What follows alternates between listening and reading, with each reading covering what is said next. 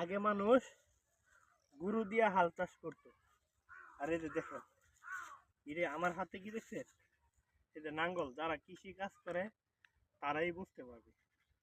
তো গরুকে আগে কত কষ্ট দিত, আর এখন তো ট্রাক্টর, ইঞ্জিনের পাওয়ার টিলার সব কিছু পাইছে। তবে বিশেষ করে এখানে নামার কোনো জায়গা নাই, নিজের হাতে চইতেছি। অবশ্যই সকাল সকাল কাজ করা কিন্তু শরীরের জন্য উপকার। ধন্যবাদ।